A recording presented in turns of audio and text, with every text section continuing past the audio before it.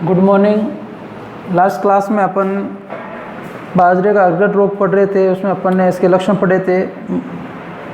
ठीक है कि भाई आपके इसमें अपन लक्षण पढ़ लिए थे कि इसमें मधु बिंदु अवस्था होती है और स्क्लेरोसिया अवस्था पाई जाती है। और यहाँ तक अपन लक्षण तक बात कर ली थी। आज अपन को रोगजनक की बात करनी है कि रोगजनक कौन है। ठीक है, इसकी रोगजनक की बात करेंगे। देखिए इससे आगे स्टार्ट करते हैं। रोगजनक,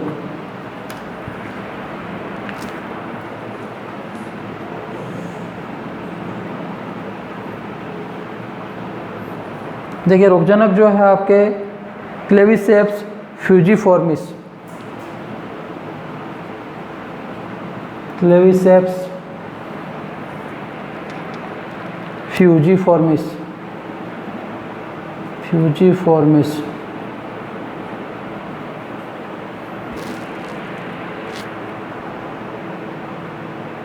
फ्यूजिफॉर्मिस ये इसका रोगजनक है जिसके द्वारा ये रोग फैलता है। और ये क्या है, एक प्रकार की कवक है। वैसे मैं आपको सानी में सब चीज़ें लिखवा चुका हूँ, फिर भी अपन पढ़ रहे हैं साथ में। तो ये क्या है, कवक है। तो ये कवक संक्रमित रोग है, बाजरे का जो अर्गट रोग है। ठीक है, अब देखिए इसके आगे बात करते हैं अपन कि भाई ये कवक जो है मुख्यतः मर्दा जनित है, लेकिन कवक के स्क्लेरेशिया बीजों के साथ मिश्रित होकर भी खेत में पहुँच जाते हैं। देखो कल पता था स्क्लेरेशिया क्या होता है, अपन बात की थी इसके बारे में। ठीक है, और मैंने कहा भी था कि एग्ज़ाम के हिसाब से ये महत्वपूर्ण स्क्लेरोसिया, अर्गोटिज्म, अर्गोटिन इनकी बात की थी। तो ये कवक क्या है, मुख्य रूप से क्या है, मर्दा जनित है। मतलब ये जो रोग फैलाती है मर्दा जनित, मर्दा के माध्यम से फैलाती है। इसके अलावा जो स्क्लेरोसिया है बीजों की सहायता से, स्क्लेरोसिया जो है ये क्या आपके बीजों के साथ मिश्रित होकर, बीजों के साथ मिश्रित होकर भी खेतों में पहुंच जाती है। कि वे बीज होते हैं उनके साथ जो संक्रमित बीज होते हैं स्क्लेरोसिया वो खेतों में पहुंच जाती है बीजों के माध्यम से। ठीक है, और ये कवक क्या है, स्क्लेरोसिया द्वारा उत्तरजीवित रहता है। कल पढ़ चुके थे ये स्क्लेरोसिया जो है इसके माध्यम से ये कवक क्या रहती है, जीवित रहती है अगले वापस सीजन तक, जब तक बाजरे की फसल बोएंगे उस समय तक। और मर्दा में पड़े स्क्लेरोसिया बाजरे में पुष्पन के समय अंकुरित होकर, कि कब अंकुरित होती है, जब पादप क्या पुष्पन होता है, पुष्पन की क्रिया होती है, फूल जब लगते हैं तो पुष्पन क्रिया के समय क्या हो जाता है, ये अंकुरित होकर कौन स्क्लेरोसिया अंकुरित होकर क्या बनाते हैं, एस्को बीजाणु बनाते हैं, एस्को बीजाणु बनाते हैं। कि वे एस्को बीजाणु बनाते हैं। और ये एस्को बीजाणु क्या करते हैं, वायु प्रवाह, कि भाई ये एस्को बीजाणु जो है ये आपके वायु के माध्यम से,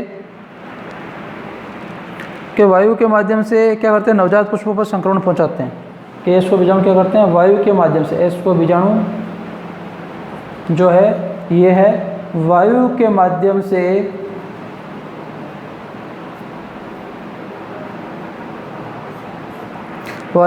से क्या करते हैं, पुष्पों पर पहुंचकर उनको संक्रमित करते हैं। कि भाई हवा चलती है तो उसकी सहायता से एक पुष्प से दूसरे पुष्प में, एक पादप से दूसरे पादप पर जाते हैं और पुष्पों को क्या करते हैं, संक्रमित करते हैं, पुष्पों को संक्रमित करते हैं। अब देखिए इसके आगे बात करते हैं प्रबंधन में। अब देखिए नेक्स्ट आगे आता है आपके प्रबंधन। तो ये रोगजनक हो गया, किस प्रकार से रोग फैलता है। अब इसको नियंत्रित कैसे किया जा सकता है, इसको प्रबंधित कैसे किया जा सकता है। तो पहले अपन पढ़ते हैं शस्य प्रबंधन, जैसे हमेशा ही पढ़ते हैं। ठीक है, शस्य प्रबंधन, शस्य प्रबंधन में वो कोई चीज़ें साथ कि ग्रीष्मकालीन गहरी जुताई करना चाहिए, तो आप कंपल्सरी सब में लिख सकते हैं। ठीक है, 6, 7, 8 चैप्टर तक काम आएगा आपके। खेत की ग्रीष्मकालीन गहरी जुताई। ठीक है, 2 पॉइंट, तो एक तो ये और एक फसल चक्र वाला, ये तो आप सभी में कंपलसरी लिख सकते हैं, कोई दिक्कत नहीं है। बाकी एक पॉइंट सब में थोड़ा बहुत डिफरेंट होता है। तो इसमें क्या है कि स्वस्थ व स्क्लेरोसिया मुक्त बीज की बुआई के लिए काम लें। कि अपन को क्या करना है, स्वस्थ व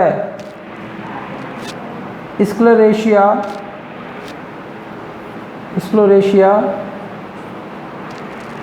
मुक्त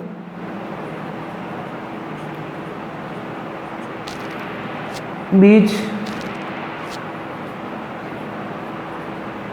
की बुआई करनी चाहिए।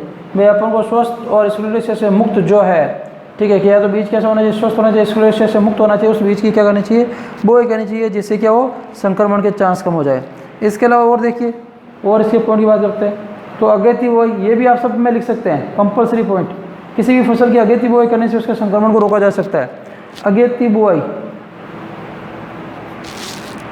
ठीक है, अगेती बुआई करके रोग का प्रकोप कम किया जा सकता है, कि रोग के प्रकोप को रोका जा सकता है, उसको नियंत्रित किया जा सकता है। देखिए इसके आगे और बात करते हैं, पहले इसको रफ कर लेते हैं।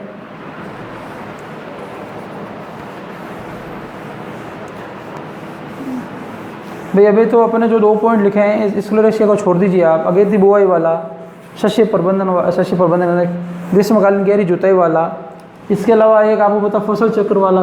तो ये आप 3 पॉइंट तो सब में ही लिख सकते हैं, चाहे कोई सा भी रोग आए। जैसा मतलब क्या हुआ, शस्य प्रबंधन आपको याद करने की आवश्यकता नहीं है, बस 3 पॉइंट। और मान लीजिए आपको पर्टिकुलर किसी का याद है तो सबसे बेस्ट है, ठीक है। और आगे क्या है कि खेत में रोग दिखाई देते ही रोगग्रस्त बालियों को नष्ट कर देना चाहिए। देखो ये भी आप सब में लिख सकते हैं, जिसके में आप पढ़ रहे हैं बालियों वाला पढ़े तो बालियाँ लिख दीजिए, संक्रमित पौधे को कुछ भी लिख सकते हैं। तो खेत में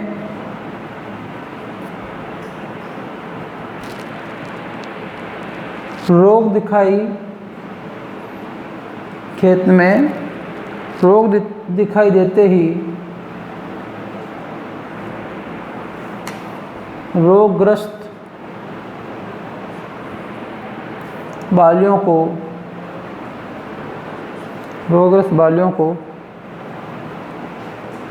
नष्ट कर देना चाहिए।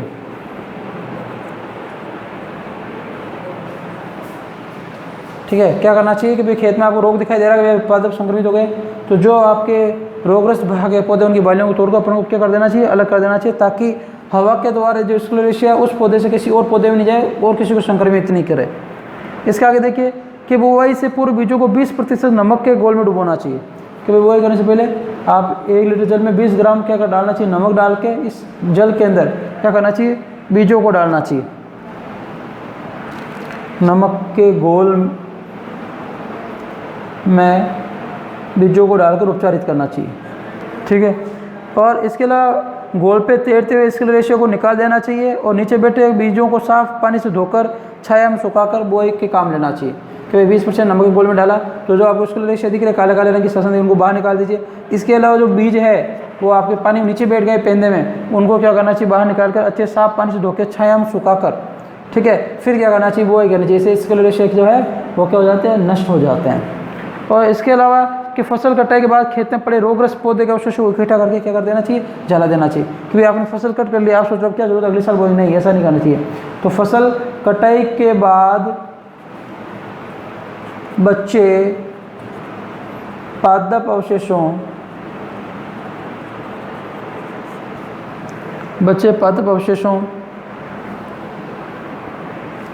को इकट्ठा कर जला देना चाहिए, ताकि इसके अंदर जो भी इनकी संक्रमण की अवस्थाएं हैं, ठीक है, वो भी क्या हो जाए, नष्ट हो जाए। इसी बाद अपन बात करते हैं जैविक प्रबंधन की। ठीक है, कि दूसरा प्रकार का जो प्रबंधन है जैविक प्रबंधन, ये किस प्रकार से किया जाता है, इसकी बात करते हैं। कि भाई अपन को किसी भी प्रकार से इस फसल में इस जो आपके ये कवक का जो संक्रमण, इसको अपन को क्या करना है, रोकना है।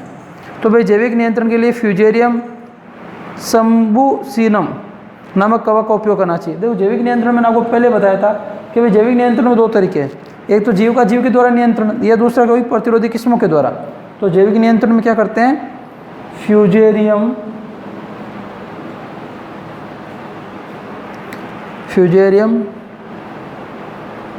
शंबुसिनम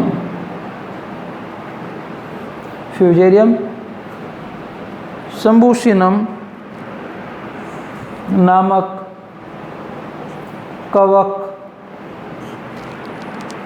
का उपयोग करना चाहिए। इस कवक के उपयोग से ये क्या करते हैं, कवक इस कवक को संक्रमण को नष्ट कर देती है, का उपयोग करना चाहिए।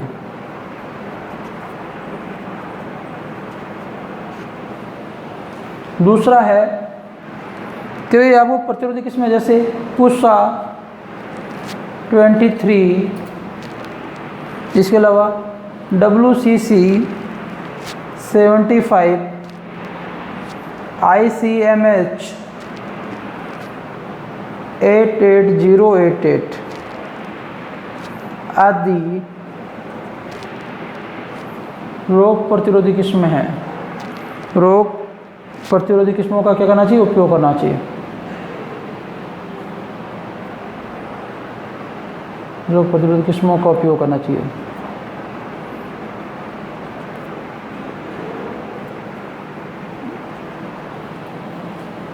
और तीसरा है आपके रासायनिक प्रबंधन।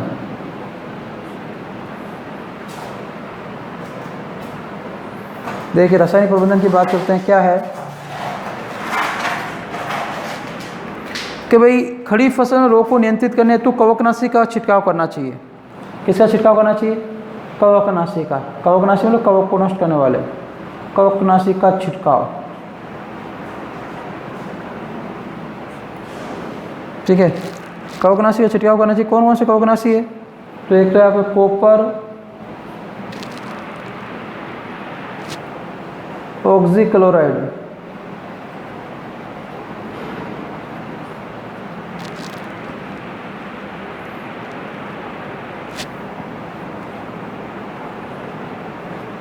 पॉइंट 25% या जाइनेब 0.25% या कार्बेंडिज्म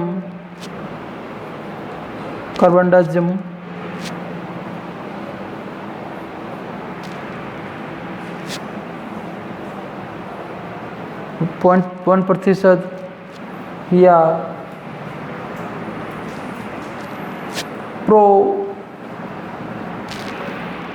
प्रोजीकोनाजोल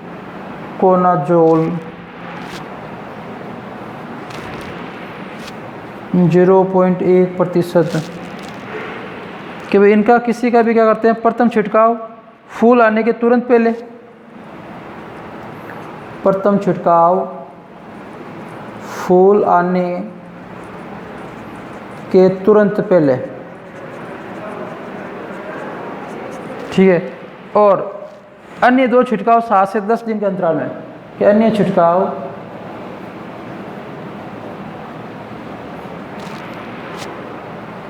7 से 10 दिन के अंतराल में।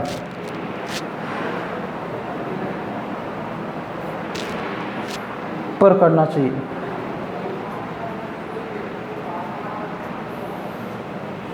कि अन्य छिड़काव क्या करेंगे आप? 7 से 10 दिन के अंतराल पर करना चाहिए। ऐसा करने से इस रोग को क्या किया जा सकता है? नियंत्रित। ये सभी कवकनाशी है जो मार्केट में मिल जाते हैं। इससे आप 0.25% सॉल्यूशन।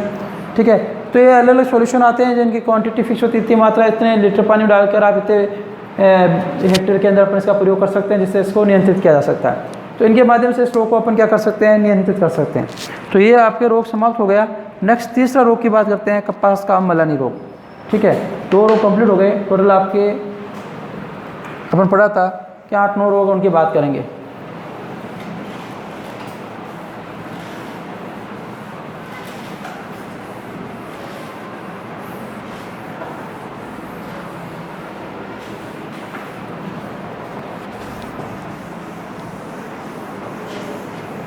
देखिए इसमें एग्जाम में क्वेश्चन कैसे बनता है, या तो पूरा क्वेश्चन बड़ा क्वेश्चन आएगा तो इस हिसाब से आ सकता है कि भाई जैसे अभी अपन ने पढ़ा बाजरे का अर्गट रोग क्या है।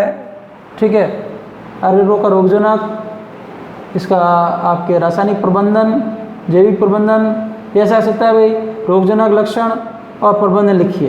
यह क्वेश्चन 1 नंबर का आ सकता है, रोगजनक बताइए। यह क्वेश्चन 2 नंबर का आ सकता है कि भाई बाजरे का अर्गट रोग के रासायनिक और जैविक प्रबंधन बताइए। तो एग्जाम में क्वेश्चन कुछ भी बन सकता है, ऐसा भी क्वेश्चन आ सकता है, लक्षण भी लिखिए। तो इससे मतलब अब पूरा ही अच्छे से ध्यान रखना है। ठीक है, बाकी बड़ा क्वेश्चन तो आता ही आता है एग्जाम में, 3 चैप्टर में से एक। तीसरा है कपास का मल्लानी रोग। अब कपास का मलानी रोग जो है, इसके देखिए इंट्रोडक्शन की बात करते हैं। इस रोग को मुरझान या उकटा के नाम से जाना था। तो अदर नाम क्या हो गया, अन्य नाम मुरझान, या इसे क्या कहते हैं अपन, उकटा कहते हैं। मुरझान या क्या कहा जाता है, उकटा कहा जाता है। और कपास उगाए जाने वाले सभी देशों में, देखो ये आप सभी में लाइन कंपल्सरी लिख सकते हैं, अदर नाम आपको याद करना पड़ेगा। इसके अलावा ये रोग जैसे कपास पड़े हैं, कपास उगाने वाले सभी क्षेत्रों में पाया जाता है। बाजरा है, ये रोग बाजरा उगाने वाले सभी क्षेत्रों में पाया जाता है। गेहूँ है, ये रोग गेहूँ उगाने वाले सभी क्षेत्रों में पाया जाता है। ये कंपल्सरी लाइन आप सब में लिख सकते हैं, ठीक है, कोई दिक्कत का काम नहीं है। और ये रोग काली मिट्टी में ज़्यादा उग्र रूप से उत्पन्न होता है। तो ये अलग पॉइंट है कि कौन सी मिट्टी में उग्र रूप से फैलता है, तो काली मिट्टी में यह रोग उग्र रूप से फैलता है।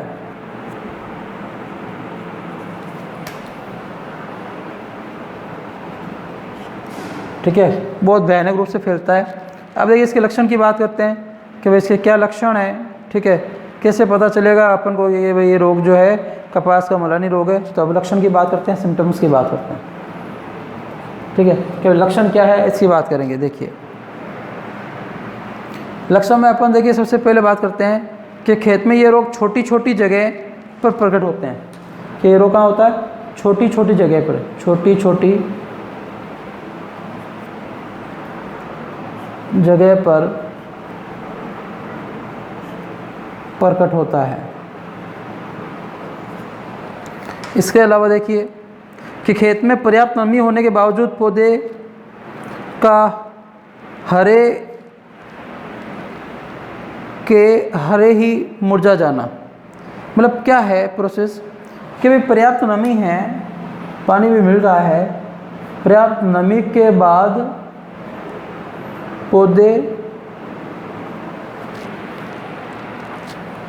के हरे का हरे, पौधा हरा है, हरे का हरा क्या हो जाएगा, मुरझा जाएगा, हरे का हरा मुरझा जाना। इसलिए इसे क्या कहा जाता है, रोग को मुरझा जाना रोग जो है, इसे मुरझा जाना या इस रोग को क्या कहा जाता है, उकटा रोग के ये क्या है, प्राथमिक लक्षण है। कि कपास से मलानी रोग, मुरझान रोग या उकटा रोग के ये प्राथमिक लक्षण क्या है, एक तो छोटे छोटे जगह पे फैलेगा और नमी है, पौधे को पानी बराबर मिल रहा है लगभग, तो उसके बाद पौधा हरा है और हरा का हरा मुरझा जाता है। मुरझा मतलब जुलूस जाता है, आप जानते हो, पत्तियाँ लटक जाती है, इसे कहते हैं मुरझाना, ठीक है। तो ये कुछ प्रारंभिक लक्षण है। इसके बाद में क्या होता है, पत्तियाँ पीली पड़ जाती है। कि पत्तियाँ हैं, पत्तियाँ पीली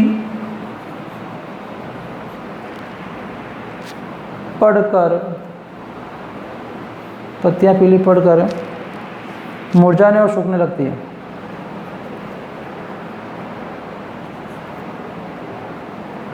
मुरझाने और सूखने लगती है, ठीक है। ये भी सब में आप कंपल्सरी पॉइंट लिख सकते हैं। और धीरे धीरे क्या हो जाता है, पौधा सूख जाता है, धीरे धीरे पौधा सूख जाता है। कि पत्ते पहले पीली पड़ेगी, फिर मुरझाएगा, सूखने लगा, वो पौधा धीरे धीरे सूखने लग जाता है। और आपके रोगी पौधे की जड़ों के जाइलम वाहिकाओं का अवरुद्ध होना, कि इसकी होगी जड़ों में जाइलम वाहिकाओं, जिसके द्वारा आपके जल खनिज लवणों का परिवहन होता है, जाइलम वाहिकाओं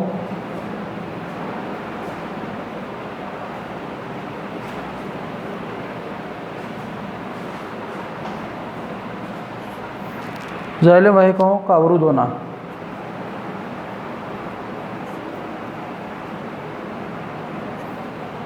कि जाइलम वाहिकाएं क्या हो जाती है, अवरुद्ध हो जाती है। और जड़ों की छाल हटाकर देखने पर मेलानिन वर्णक के कारण भूरी या काले रंग की धारियाँ दिखाई देती है और कवक जनित उकटा रोग की पुष्टि करता है। कि एक तो ये हो जाता है। फिर अपन क्या करते हैं कि अपन को पता करना भी ये रोग है, तो जड़ों की जो छाल उतारते हैं, तो जड़ों की छाल हटाकर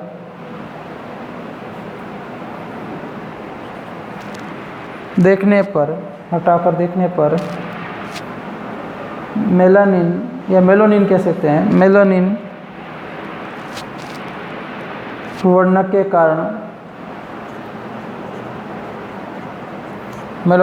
कारण भूरी या काले रंग की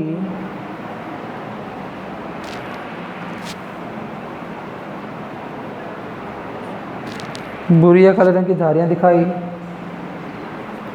देना। ठीक है, ये उक्टा रोग के क्या है, पुष्टि करता है, कन्फर्म है कि भाई जड़ों को हम छाल हटाकर देखते हैं तो उसमें मेलनी होने की वजह से जो जड़ें हैं वो भूरी व काली ऐसे धारियाँ बन जाती है, भूरी व काली। तो इसका मतलब क्या है, कन्फर्मली क्या है, ये उक्टा रोग, कपास का मलानी रोग या जिसे अपने मुरझान रोग कहते हैं, ये इसी की वजह से ऐसा देखा जाता है। जैसे अभी किया, मान लीजिए ऐसे बनाए अपन, तो ये अपने इसको जड़ों को से कट करें। ठीक है, कि भाई अपन जड़ों को क्या देखते हैं तो ये क्या करती है, जाइलम जो है ऐसे जड़ है, ये जड़ है। ठीक है, अब इसको देखें पूरी हो जाती है, ऐसे अवरुद्ध हो जाती है, तो जल परिवहन आगे नहीं हो पाता है।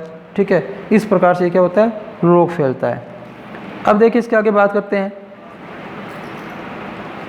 कि भाई अपन रोगजनक की बात करते हैं कि भाई रोगजनक जो है वो किस प्रकार से फैलता है, क्या नाम है, तो रोगजनक की बात करते हैं। देखिए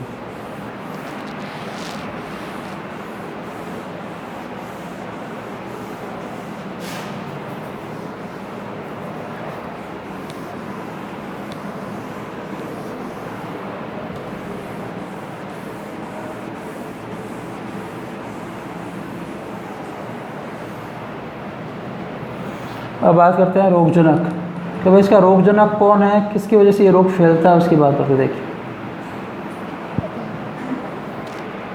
रोगजनक की बात करें तो ये रोग जो है आपके फ्यूजेरियम ऑक्सीस्पोरम, क्या नाम है, फ्यूजेरियम ऑक्सीस्पोरम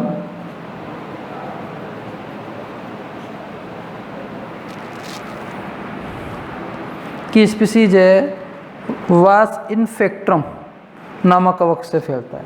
ठीक है, इतना याद रखें, फ्यूजेरियम ऑक्सीस्पोरम, और इसकी जो आपके एक स्पीसीज पाई जाती है, ठीक है, उसका नाम है आपके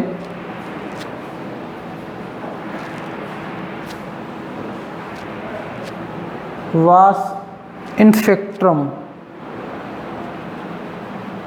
ठीक है, इसकी वजह से रोग फैलता है, और ये भी एक क्या है, कवक है, तो ये कवक के द्वारा फैलने वाला रोग है। और ये कवक मुख्य रूप से क्या करता है, मर्दा जनित है, लेकिन बीज जनित होने के भी प्रमाण मिलते हैं। क्यों रूप से क्या है, रोग किस वजह से फैलता है, मर्दा जनित, ठीक है, परंतु बीज जनित होने के भी प्रमाण है, ऐसा माना जाता है, बीजों के द्वारा भी फैलता है। ठीक है, तो दोनों से ये रोग फैलता है। इसके अलावा इस कवक के कोनिडिया में, कवकों के अंदर एक सृष्टम बनती है, गोलाकार सृष्टम से बोलते हैं कोनिडिया। अभी मैं आपको बना के बताऊंगा थोड़ी सी, अभी कोनिडिया कैसे बनते हैं। तो कवक के कोनिडिया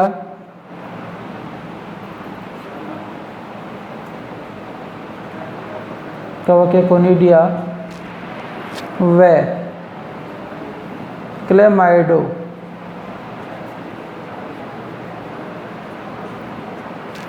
क्लेमाइडो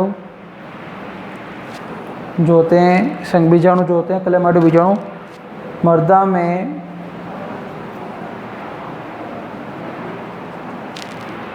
अंकुरण करके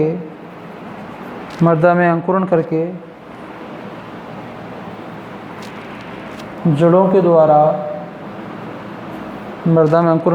के द्वारा संक्रमण करते हैं।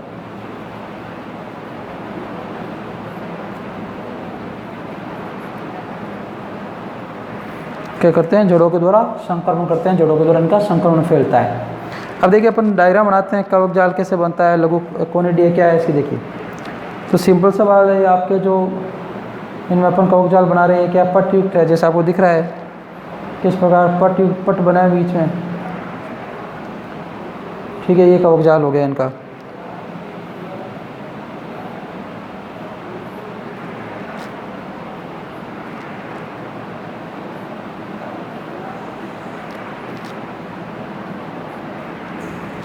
ठीक है, थोड़ा सा ऊपर से इसको रफ कर लेता हूँ। और इनमें से क्या होते हैं, इन्हें ऐसी गोलाकार संरचनाएं बनती है, इन्हें क्या कहते हैं, लघु कोनिडिया, छोटे छोटे कोनिडिया। देखिए कोनिडिया, ये बीजाणु, ये कोई अतिरिक्त संरचना नहीं है, ठीक है। ये में अलग संरचना बनती है जिनको क्या क्या अलग अलग वैज्ञानिकों ने अलग अलग नाम दे दिया, किसी ने कोनिडिया बोल दिया, किसी ने क्लेमाइडो बोल दिया, तो एक अलग बात आ गई ना। तो इसमें वो अपन को दुखी नहीं होने की जरूरत है कि क्या संरचनाएँ हैं, सर क्या बोल रहे हैं, ऐसा कुछ काम नहीं है।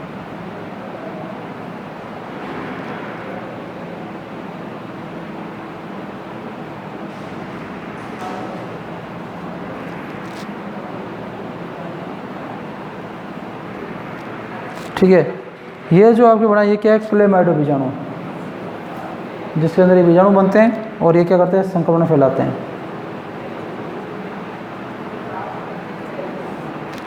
तो पता था क्लेमाइडो बीजाणु जो मर्दा में जाकर क्या करते हैं, अंकुरण करके जड़ों के द्वारा संक्रमण फैलाते हैं। इसके अलावा देखिए अपन और बनाए कुछ स्ट्रक्चर्स के,